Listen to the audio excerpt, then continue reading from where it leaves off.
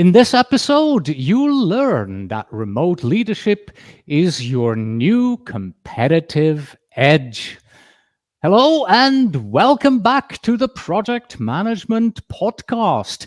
This is episode number 507. I'm Cornelius Fichtner. Thank you, everybody, so much for stopping by. As a reminder, as always, really almost, this is a video episode. If you're only getting audio, then please visit pm-podcast.com/507 or pm-podcast.com/YouTube to play the video version. Yes, and if you are on YouTube, then please do me the favor. Do like, do subscribe. It really does help. And I'm bringing up my phone here because there is an alternative way you can watch the video version. So if you're on your podcast app in your phone, look for the episode and then scroll down to the text. And in the text, you'll see a play audio only episode and play video episode link, usually at the very top. So that's another way how you can play the video episode. Right then, back to our interview today. As project managers in a world where remote and hybrid teams are the norm, we are constantly challenged to lead effectively across distance and across time zones, maintaining team cohesion, clear communication, and high productivity without a face-to-face interaction. That has become one of our most pressing challenges. And joining us from Las Vegas today is Wayne Turmel, co-author of The Long Distance Leader. You can see the book here on the screen on the right-hand side, the cover at least.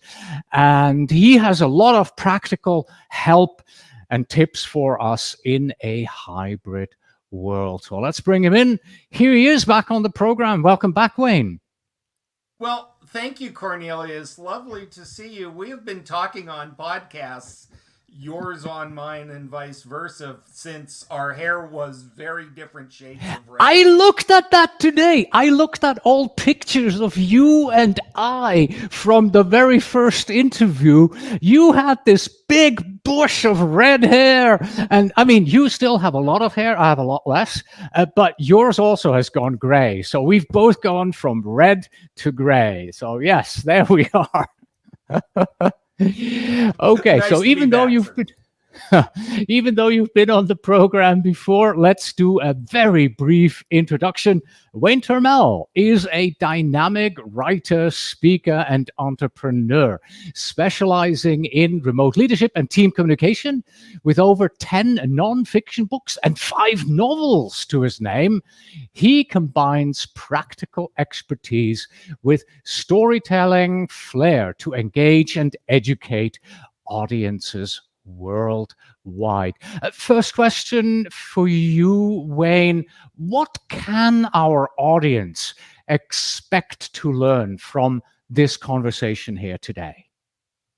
Well, really, what we're hoping to do is just get people to stop and think. I mean, we all, project managers, probably right after salespeople, were some of the first to adopt remote work, and then COVID happened, and now COVID, we've returned to office, sort of, kind of. And I hope that people get the chance to just stop and think about where are we, what's working, what can we do better, instead of just continuously treading water and hoping that something changes. We're obviously going to talk about the book, which is in its 2nd edition, 7 languages and 6 years later. Some things have changed about remote work and some remain absolutely the same. Mm-hmm. Wonderful. Before we get into everything here, 2 quick notes. First of all, we are currently live on Facebook, YouTube, LinkedIn, and also on X. So if you have a question, please do use the chat. Send your questions to us, and we will answer it live here on the air. And then the second note that we have is you may have noticed that Wayne's audio quality is not up to his usual standard. By the way, if you want to check him out, longdistanceworklife.com is the URL for his podcast. And so we're having his microphone does not want to connect today.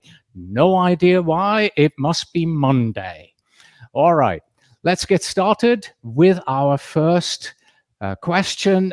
These first questions that I have here are about remote work in general, post-COVID, as well as the future of work. So you've already mentioned COVID earlier, Wayne. So during COVID, everybody switched over to remote work.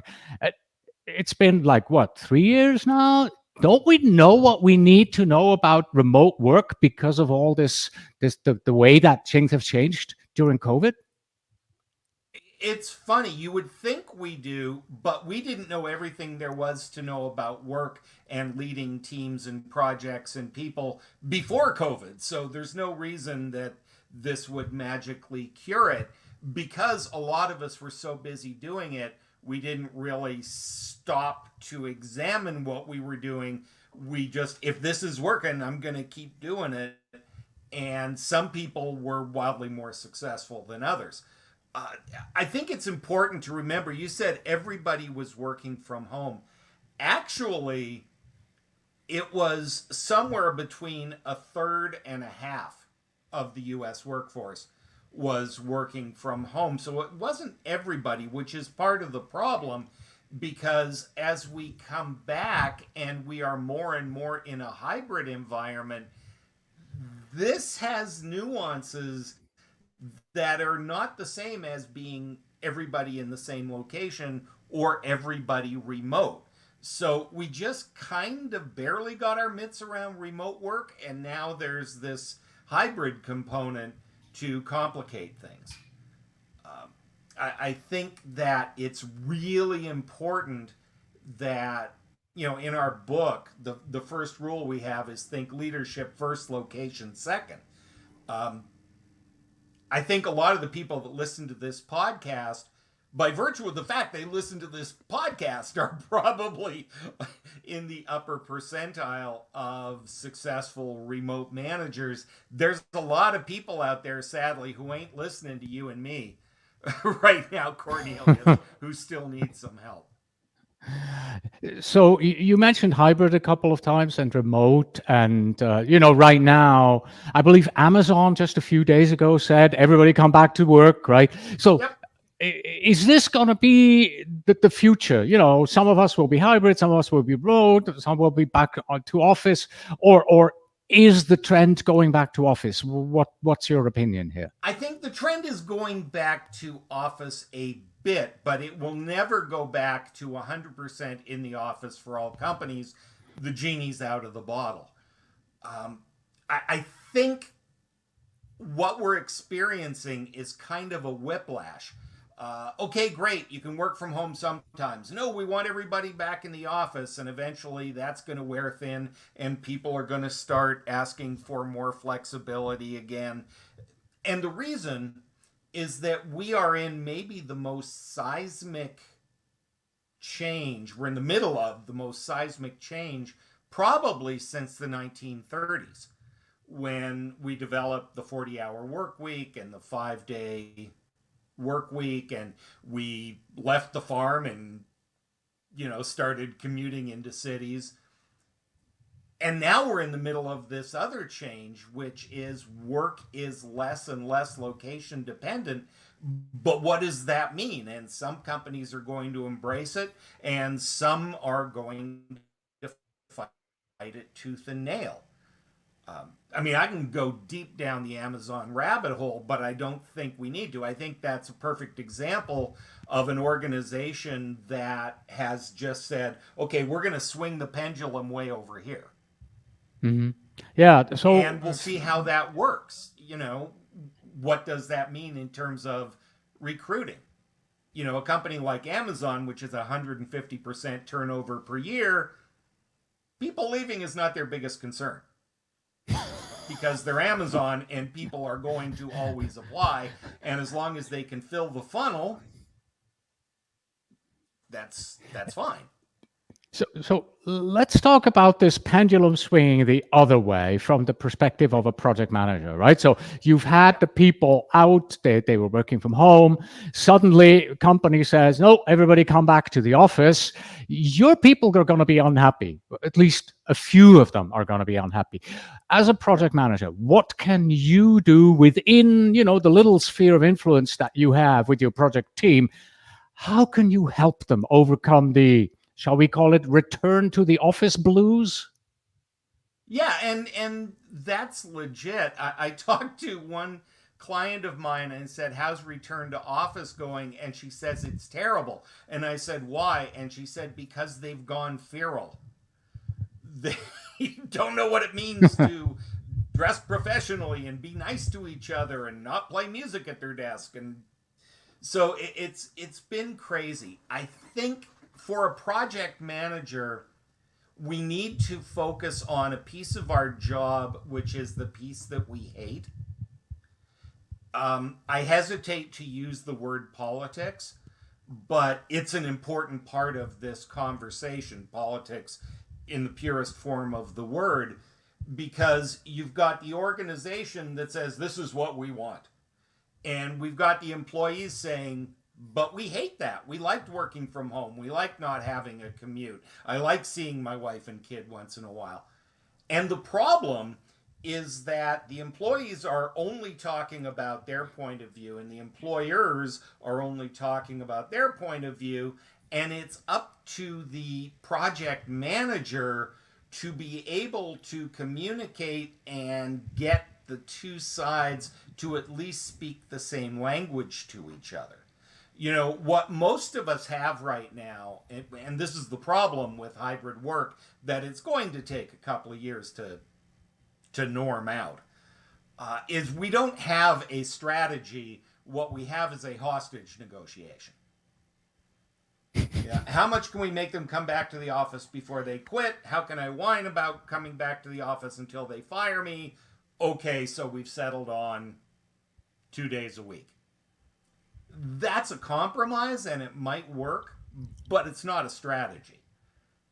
The project manager has to be able to figure out how to make this work. And there are some things, whether you a project manager or a traditional team manager, the hardest thing is going to be helping people figure out what work gets done where and when. Here's what I mean by that. Company says you got to be back in the office 3 days a week, and the first thing you hear is, I can't get any work done. There's people talking, there's people asking for my time, it's Alice's birthday, so there's cake in the break room. I can't get any work done. And then, the people that are working from home are like, I can't get any work done because I'm on Zoom calls from morning till night. If your job is fight traffic, get into the office, put your coat over the chair, bang on your keyboard all day, get up, pick up your coat, and leave, you're right. You're probably not getting a lot done in the office.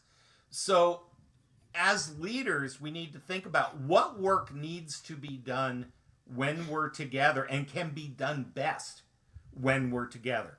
The brainstorming, the QA, things that are dependent on synchronous communication and maybe a little creative tension. And then when people are by themselves doing the work, checking the tasks off, doing the work that requires thought, deep focus, is there an environment for them to do that? And so helping the team figure out those norms and helping people learn to be as productive as they can is, for the foreseeable future, going to be a part of the project manager's job. All right. Thank you very much. So we've gotten our heads into remote work. And next, I'd like to move on to talk a little bit about challenges and good practices. You've already talked about challenges, some of them at least. What I'd like to discuss is more of the team structure and things like that. So what do most people, most project managers, most PMOs get wrong when they put together hybrid teams with some people here, some people at home, some people offshore? What do they get wrong when they put together a team that's supposed to be in hybrid mode? Yeah, I think there are a couple of very obvious things. One is that if the company was not largely remote prior to COVID, there is a tendency to want to revert to the precious before times. And a lot of the systems support the people in the office more than the people who are remote. Um, that's a systemic thing, right? Are the people who are remote connected? Are they being given the opportunity to do the work that they want to do, or is the work being delegated to the people that the manager can actually see? And that is largely due to the very human and extremely corrosive fact of proximity bias. Our brains are wired. If we have a question, we turn to the person next to us or the person that we have known the longest.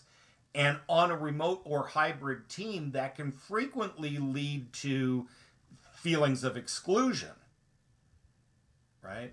Um, I'm working on this team, but nobody asks my opinion unless we're in a meeting. Nobody comes to me. I don't get a chance to participate in those hallway conversations where people are problem solving. And I don't always have access to my manager that the people in the office have.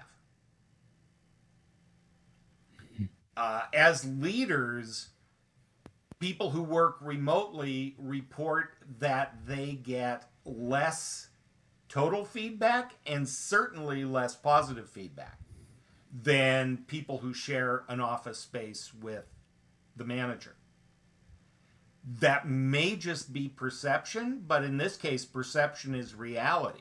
If I'm sitting there going, nobody is paying attention to me, my manager, as long as my work gets done, my manager isn't really investing much time and energy in me, that's going to affect my relationship to the team and perhaps the quality of my work. Mhm. Are there any positives for a project manager, a project leader, to having a remote team, a hybrid team, and most Absolutely. importantly, how do I multiply this? How do I really, put a megaphone on these positives and make those really count? Yeah, you need to figure out what you're trying to achieve, right? If you want the absolute best human beings for your project and you're in 100% office environment, what you've really said is you want the absolute best human beings on the planet who live within 20 minutes of where I do. So, one of the positives is increasing the quality, the reach, the diversity in every sense of the word of the team, which is really hard to do unless you live in very specific physical locations. So, fine, we're going to do that. The number one perk that people request these days is the flexibility to do the work. See, hybrid work is not just who works where, it includes the factor of time, which is who does what work where and when.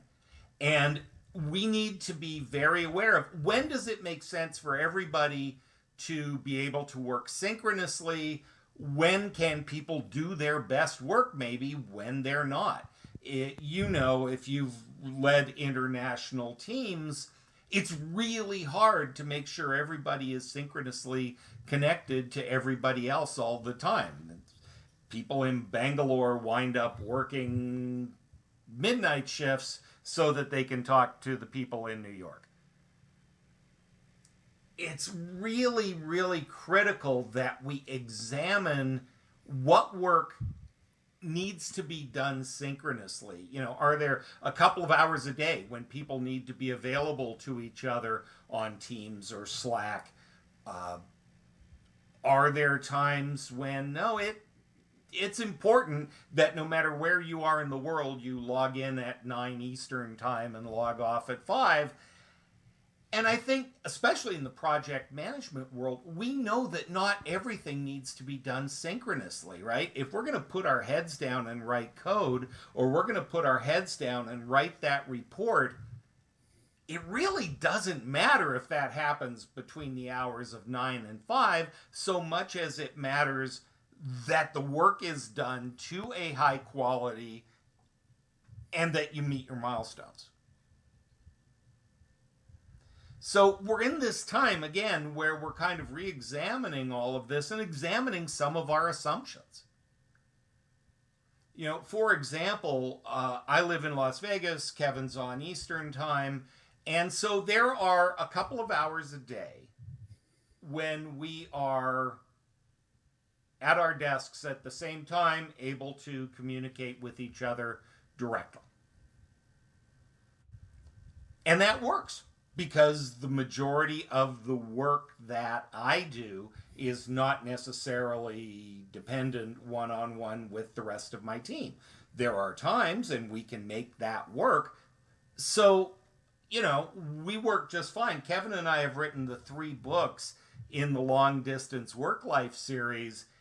And because a lot of that happened over COVID, we've written 3 books, and 3.5 now because of the new edition, and we literally have only been in the same room at the same time for fewer than 4 days in those 6 years. Yeah, I have a very similar situation with people on my team. They are across the world. So, yeah. Um, I'd like to move on here from what we've been talking about, the challenges and the good practices that we were on here, to back to your book, The Long Distance Leader, because in the book, you have 19 rules for a remarkable remote and hybrid leadership. And this is early on in the book. You have this whole list, and then the book reviews them and goes into more depth. So what we want to do is we have chosen 3 of these to review right now. I'm going to read them out for you, and then you get an opportunity to tell us more about it. But before I do that, just a note to our premium subscribers. These 19 rules are going to be made available to you as a PDF download. So once again, in your podcast app, scroll down and you'll see a PDF download right in the show notes. So let's do this. Rule number 1 that you have in there is think about leadership first, location second. Repeat that. Think about leadership first, location second. I think you mentioned that earlier on already. And what is that about? Well, what it means is that it's very easy for leaders to freak out a little bit about the fact that they aren't in physical proximity with their teams. Less so for experienced project managers because we've been working remotely for a long time. But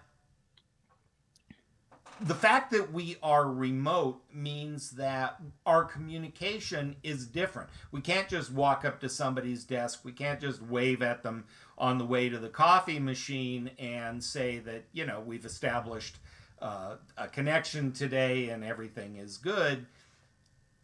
Everything that we do is mediated by technology. Now, this is wonderful, right? We can do amazing things and manage projects globally. But if you're not wearing your leader hat, if you're not thinking about how do I become a great leader, it's really easy to do some less than ideal things. I'll give you the best example, which is literally the worst example I can think of. My wife was once fired by instant messenger. Aye. Yeah, see, most sentient human beings are going to have the same response you just had, right? Which is, oh my gosh, that's terrible. Somewhere there's a manager who hates conflict, who doesn't really like letting people go, who just went, you can do that? Cool. And it's easy to, say, okay, clearly this guy is, you know, not the best I am human so that you've cringing ever here. met. I'm so cringing here. But let me give you a simpler example of which I'll bet everybody on listening to this is guilty. It's 4 o'clock on a Thursday afternoon. I'm tired. I need to give Cornelius some feedback, but God, you know what he's like. I'm just going to send an email and I'll deal with it tomorrow. Now, is it that big a deal? Depends on the feedback that you're giving him. But you know that this is maybe a communication that requires a little more subtlety, a little more richness, a little real time communication, right? And we know there are lots of examples like this. Have you ever told somebody on Friday, remind me on Monday to give you some feedback on that?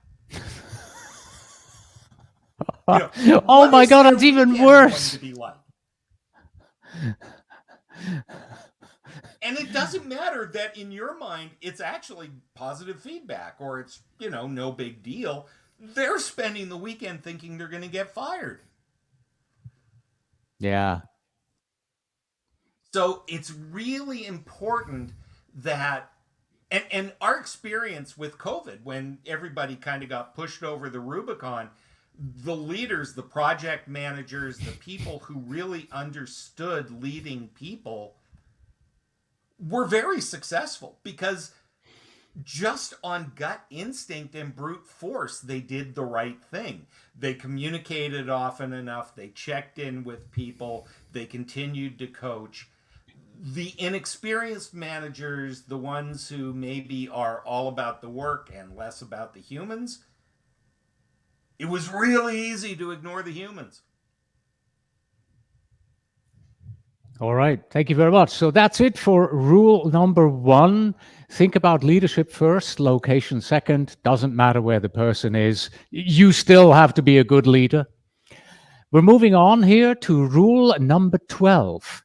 Identify the leadership results you need, then select the communication tool to achieve them. Again, that's identify the leadership results you need, then select the communication tool to achieve them. Wayne, over to you. What is this one about? Yeah, this kind of picks up where I just talked about, right? Yeah.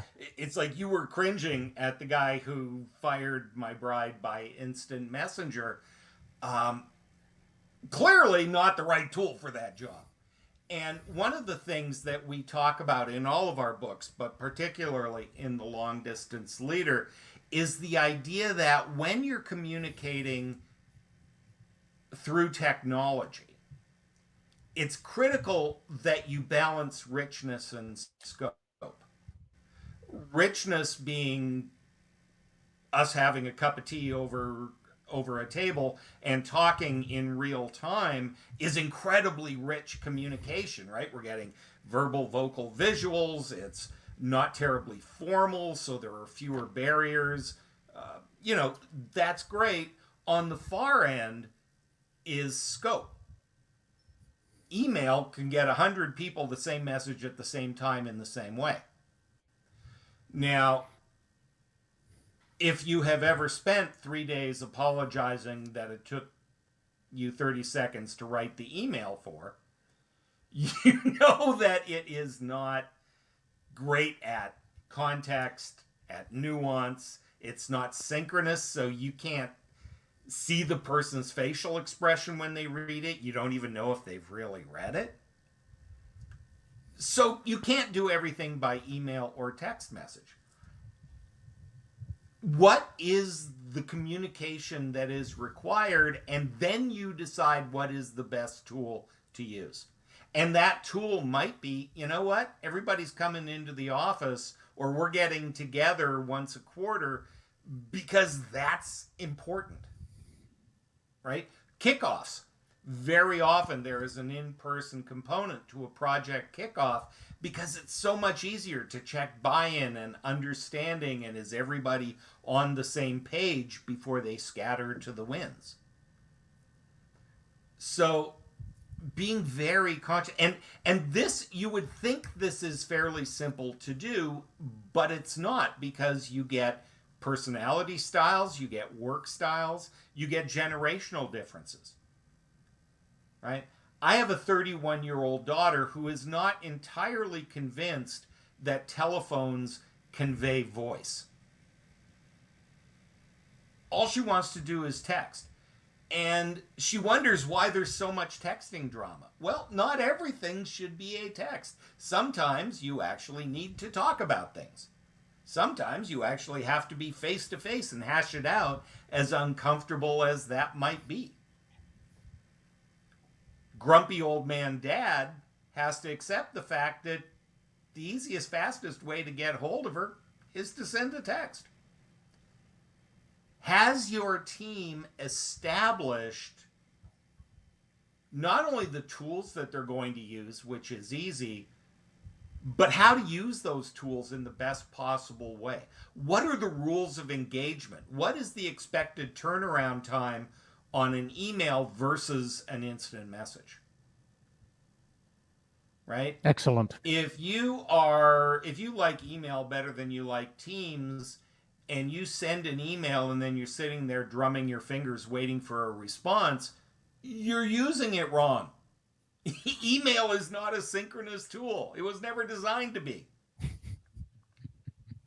So, this rule is really about, if you're being mindful as a leader about your communication, you're going to make smart decisions about when do we hold meetings, for example. And I'll give you a really common hybrid problem, which is something happens, the people in the office gather around, the manager talks to them, and then the manager has a meeting, maybe a Zoom meeting with the rest of the team.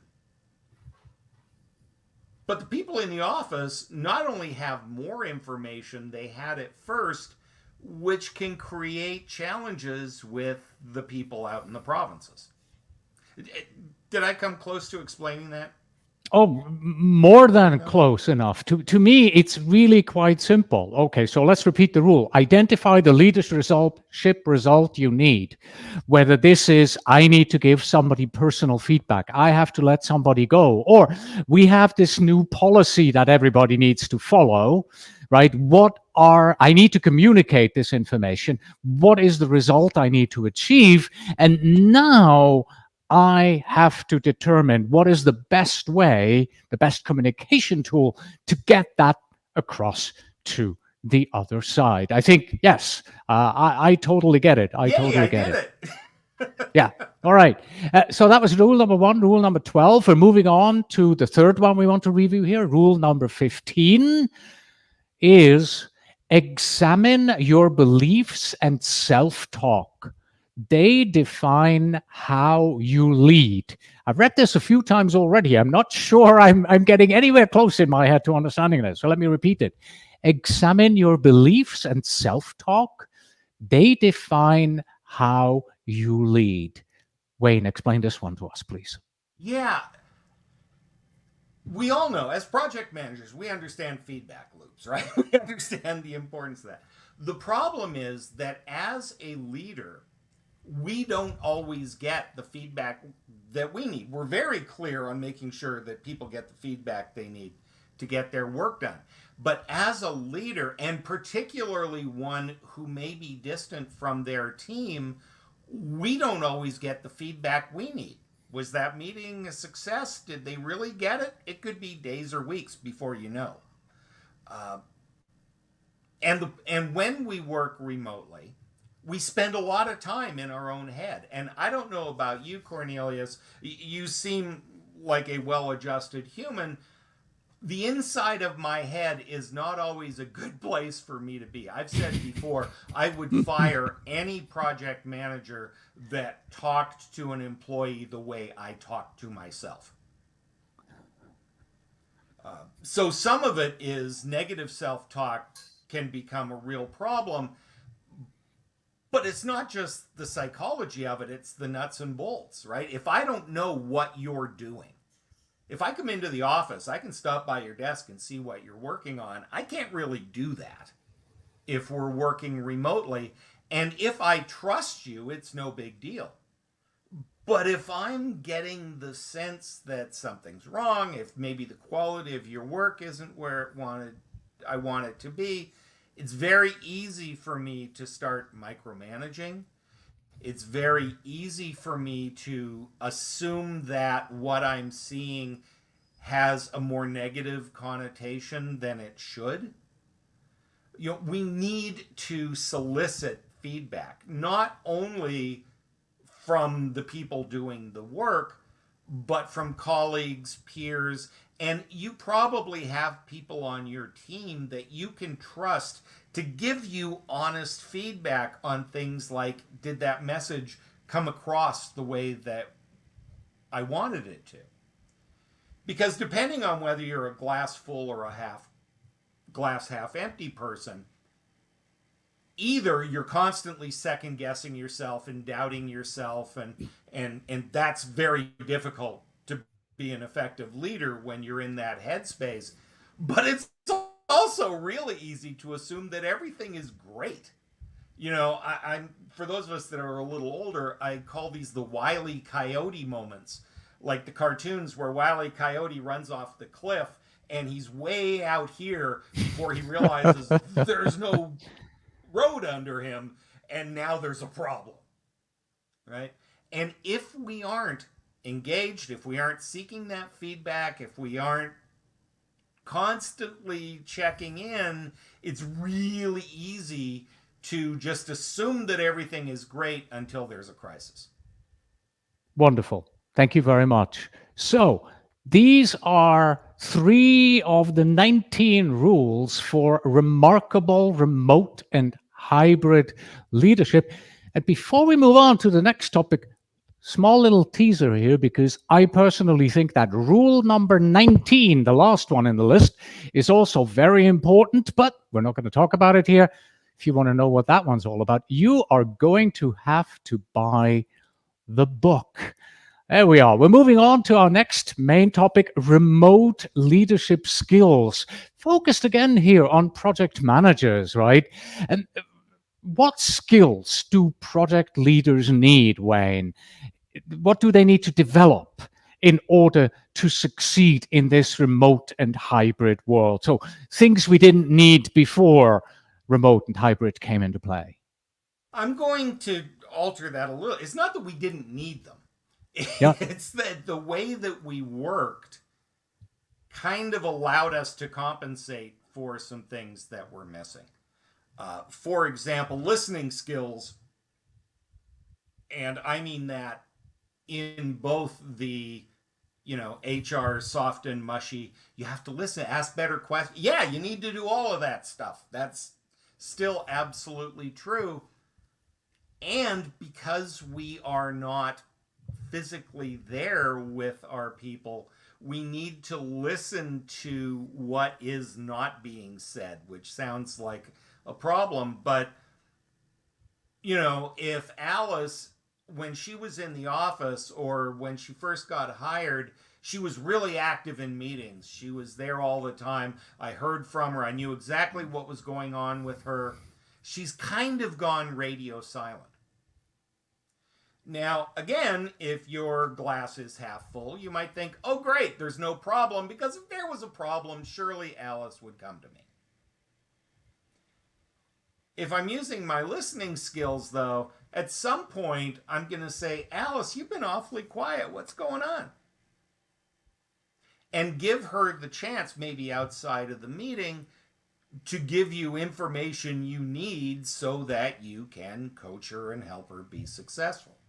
So, listening skills, in terms of soliciting feedback and understanding it effectively, is probably not more important, but it's more nuanced and involves more types of technology than just listening in a meeting. The second thing, ironically, and I'm like a dog with a sock with this particular topic, but I am exactly, my management career is exactly as old as email. The first project in my first big boy job I ever had was rolling email out to our organization. So 30 something years. In that 30 years, something has happened. In that 30 years, now 70% of knowledge work is done in writing: chat, email, text, reports. That has never happened in the history of the human species. We have never done so much communication in writing. And I'm going to challenge you, Cornelius, and the people listening to this. If let's say 70% is the right number, we'll use it. When was the last time you got any training or coaching on the quality of your written communication? Oh, never actually. It's the single Yeah. biggest way we Yeah. communicate, and it's the one we have given the least attention to. Very interesting. So you're saying that as a good project leader, you should also give feedback to your team members about the way they communicate in writing? Is that what I'm hearing? Absolutely. Napoleon said, if you Do you want do to that in avoid writing? war, Napoleon said, if you want to avoid war, you avoid the 1,000 little pinpricks that lead to war. How many little pinpricks, how much have you ever been aggravated by a text message that sounded rude? It But doesn't probably wasn't sound intended to anything. be that There's way, right? Yeah. literally no noise, right? It's Oh, the yeah. tone that you're interpreting. Yes. You That's know, what emojis I are said for. earlier, only semi joking, we send an email, it took 30 seconds to write and 3 days to apologize for, because what we had in our head did not come out on the screen the way we wanted it to. Happens to me all the time. I'm so quick and I send it off, and thankfully Gmail now has an undo function. So Yes, bless it. I'm using that at least once a day. How big Yeah. a screw up do you think happened for Gmail to go, you know what we need? Yeah, and even in Slack where you don't have that, quite often I delete my message and Well, write it and again. part of that, and part of that is because when we work remotely, communication can become very transactional. Hmm. Hey, Yeah. can you send me that file? Here it is. And that's the only interaction you have. You're not saying things like hello. We're Right. not And then we asking how get the back kids to are. rule number 12 that we had previously. Identify the leadership result you need, then select the communication tool to achieve them. Right? Just to go But back what we said previously.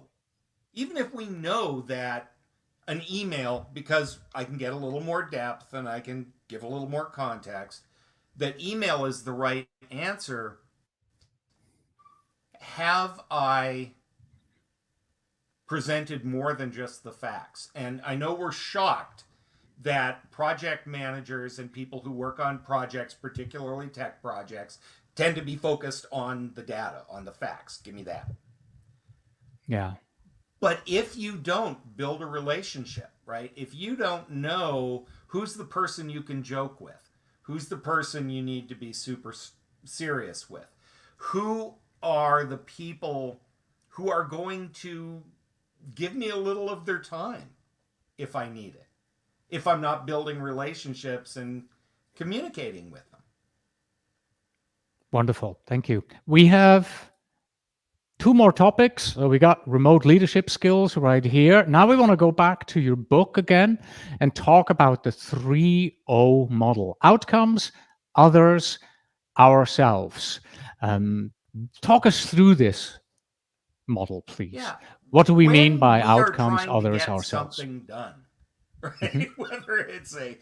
Uh, whether it's to hit a milestone on a project or just get a task completed, when we were team members, when we were individual contributors, it was easy. We had one job: get our work done. If we were a particularly good teammate, we took a slightly bigger view, and it was about helping the team get its work done, right? But we were basically focused on ourselves. as a leader, there are three things that you need to do. The first is your job is not to do the work. He says, laughing, as most of you are working 60 hours a week. Your job is not to do the work. Your job is to make sure that the outcomes and outputs get met. Right? We need to get this to our customers in a certain time, at a certain quality. Those are the outcomes that we are focused on. Well, because we are managers and not individual contributors, we have to get that work done through other people. Right? I could step in and do the work because I've been doing this for 1,000,000 years, but that's not scalable, and it's not helping the other people learn how to do it, and it's not helping the team ultimately. So I need to coach, manage, inform, and lead other people in the best way possible so that they're doing their best work so that the outcomes are achieved. Right? We're trying to achieve outcomes through others, and we can't do that. We can't lead others if we're not taking care of ourselves and we aren't in the right mind space. Okay? If I am so concerned that Bob isn't working, right? I don't know what he's doing. His work isn't really up to quality, and I don't care much for Bob anyway. I am going to interact with him, coach him, work with him very differently than I might with Alice, who I've known for a long time. And there was a little bump on that last thing I asked her to do, but it's not a big deal. And I'm not spending every one of my waking moments worrying about Alice like I am about Bob, right? That's my mindset. We've all heard of servant leadership, and I am a huge believer in it, but there's a dark side to servant leadership, and that is that the manager, the project manager, takes all the hits. If somebody has to be up for a phone call with Singapore and stay late for a phone call with wherever, I'll do it. Rather than inconvenience the team members, I'll take the hit and yeah. You can only do so much without it having an effect on you. So if I am not physically taking care of myself, if I am stretching myself so thin that my head isn't where it should be, I'm probably not doing my job as a leader for those two other things. And working remotely and working in a hybrid environment, your team are going to take their cues from you. So if you are online all the time, if you're sending emails at 10 o'clock at night and also 6 in the morning, if you're doing those things, whether you tell them to or not, you're setting the message for your team. So our mindset needs to be in the right place in order to achieve those outcomes through others. How's that? That works. Listening to you, I think this is a fantastic, short way of kind of explaining almost how project management works, because we achieve outcomes through others, but as leaders can only do so if we are in tune with ourselves. I don't know if that is too simple a summary, but does that kind of work for you? It's accurate, and it's a whole lot shorter than what I said. So, all right. For those of you who haven't noticed here, this image, Outcomes, Others, Ourselves, is definitely not from Wayne's book. This is from ChatGPT, which brings us to our next slide. And that next slide is technology. So, Wayne, tell me, in this world with remote and hybrid teams, How will AI and other technology help and complicate not the management of our team, but onboarding new team members? So the first step of bringing a new team member into the group. How does technology help or hinder with this? Well, it's absolutely mandatory in one sense, especially if the person you're hiring can't come into the office for orientation or come into the office for the first couple of months and then they can go work wherever they want to work. It's really, really important that new hires are in fairly frequent touch, that they get the chance to meet and know the people with whom they're working, that they have access to the manager and the ability to answer questions. Uh, Orientation is really tough. There is a tendency to take longer to get people up to speed. And it doesn't have to, but I'll give you an example of something that we do. We just recently hired somebody new. Our team is 15 people, maybe nationwide. Uh, when somebody gets hired here or somebody gets brought onto our project team, the first thing that they are expected to do is reach out to every single member of that team and schedule a half hour one-on-one webcam conversation that is only partly about work. So therefore they might never do a lot with Lisa in accounting, but they are going to very early in their tenure have a one-on-one webcam conversation with Lisa. And those conversations can be important in terms of work. What do you do? How do I get paid? Right? But also, you start to figure out who on the team has kids, who on the team went to the same school you did, who on the team hates your football club. Right? Those kind of conversations that happen organically and fairly quickly when everybody shares a space together don't happen in a remote environment unless we make them happen.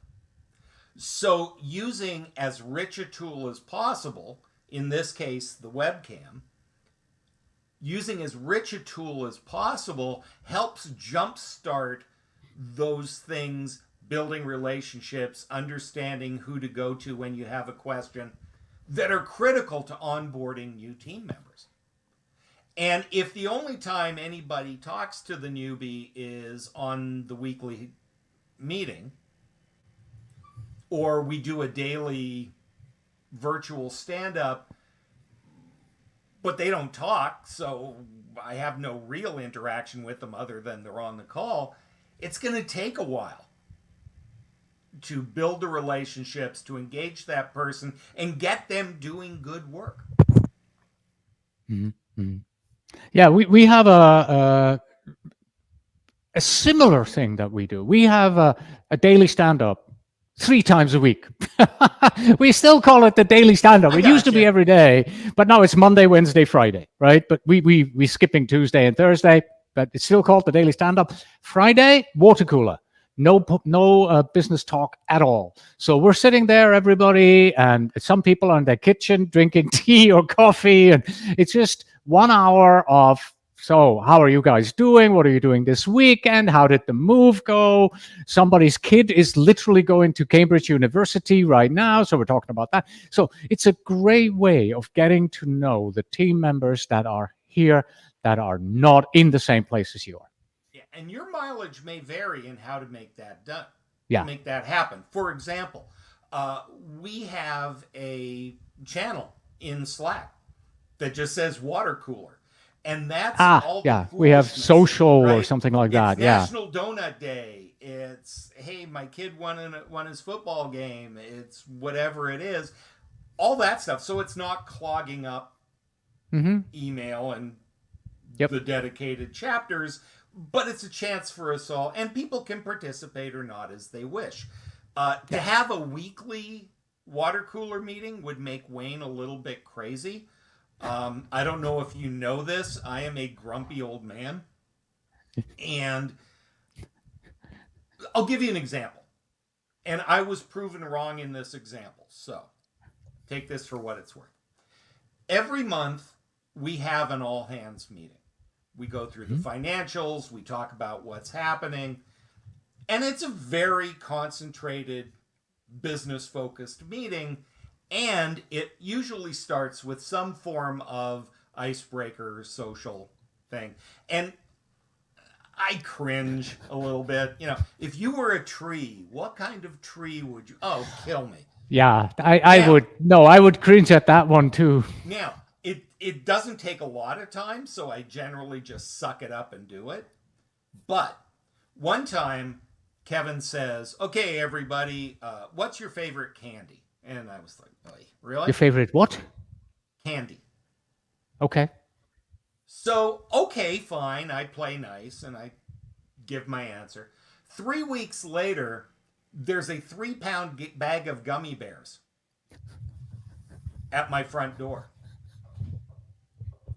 Now, there's no note, there's no nothing. It's just the magical gummy bear fairy has dropped a 3 pound bag. And because it's Las Vegas, I need to get it inside before it becomes one Otherwise, giant you have a block gummy of bear. one. Yeah, hot. Yeah, Exactly. melt together. And it took a little bit to figure out where it came from, but it was funny because I reached out to a couple of people that I had spoken to a bit and went, "This is weird, but did you get candy on your front porch?" And somebody else did. And pretty soon, for like a week, we were all like, "What did you get? What kind of candy did you get?" And yes, it's a silly, non business oriented kind of thing. And some of the more introverted, super focused folks, their heads are going to explode. But it was fun. It was light. It didn't actually take that much time out of the meeting. And it was this kind of humanizing moment. And our communication for a week became less transactional. Because, boy, if you didn't ask about the candy, what kind of person are you? They didn't And have your so, address. even though it's not my favorite part of the meeting, we only do it once a month. There is a place if you want to do it during the course of the month, you do it in the Slack channel. It's literally 10 minutes out of the meeting, but it has an outside effect on relationships, on mood. Meetings are tough, but at the end of the day, misery is optional. We can make them less misery inducing than they often are. Right, right. Yeah, yeah. Now we're getting into more meeting management and meeting leadership. Wayne, let's wrap this up here. We were just talking about technology, and we're coming to the final section here, which are our takeaways. So, Wayne, what are your personal takeaways? You've written the book originally. Now you've had to do some research, learn new things, update the book to the second edition. So, what are one, two, three takeaways that you have, and how do they apply to our audience project managers? Yeah, I think the number one takeaway after writing the book twice, in essence, right, is that what was true in 2018 is still largely true, which is as technology constantly changes and evolves, we need to evolve with it so that we can make good choices about what tools to use when in order to communicate among our team. That's just got to happen. Mhm. And the longer we work in these new ways, the more that becomes critical, right? When are we going to talk face to face? When are we going to call a meeting? When are we going to just make that meeting an email? Those decisions need to be based on what is the technology you have available to you. And it's going to change over time. And, as a grumpy old guy, I like what I like, right? I'm very skeptical when a new tool comes along unless somebody can show me how it makes my job easier, faster, better. Then I'm on board. So we need to keep up with the technology, but we need to be very smart about what we're using. And sometimes old school is still best. I think the second takeaway that we want to take from this is the notion that the things that we need to do as leaders still need to happen. But, that's rule one we've talked about quite a bit. But the corollary to that is that we need to watch out for the pitfalls of things like proximity bias. We need to watch out for no news is good news. No, we need to seek that news. We need to confirm that it's good news and not just ignoring somebody who isn't the squeaky wheel. And I think the third takeaway, which comes from all of this, which is almost everything, all the little technical things that we can do as leaders, don't mean a thing if we don't have that mindset. If we don't think about our goal is to get things to happen through others rather than do it ourselves, and we need to be in the right mindset to make that happen. And all the best project managers you've had or know do this very often unconsciously. But we can't afford to be unconscious about it because the stakes are higher and it's happening more frequently. So we need to be mindful of our mindset. And then the rest is details. The rest is project management. Project management hasn't really changed since they built the pyramids. The only difference is the manager was at the pyramids when they were managing it. Excellent. Wayne, thank you so much for coming on the show again today and talking us through all these great tips on remote and hybrid leadership. Much appreciated. Thank you, my friend. Good to talk to you again. Right. All right. As a reminder here, the book is called The Long Distance Leader, second edition, updated for the hybrid workplace. Subtitle is Revised Rules for Remarkable Remote and Hybrid Leadership. It is written by Kevin Eikenberry and Wayne Turmel, published by Barrett Kohler Publishers, and it is 250 pages thick. If you want to get in touch with us, our website is pm-podcast.com /507 to the end of that, and you'll get to this episode here. You can also earn PDUs by listening to our episode or watching our episodes as well. This episode here will give you one PDU in the category of power skills. Go to pm-podcast.com/PDU, or you can email us at info@pm-podcast.com. Oh, and premium subscribers, don't forget to download the PDF with the 19 rules. And finally, we have this. If remote leadership has taught us anything, it's that managing projects is easy, as long as everyone's Wi-Fi stays strong. Until next time, everyone.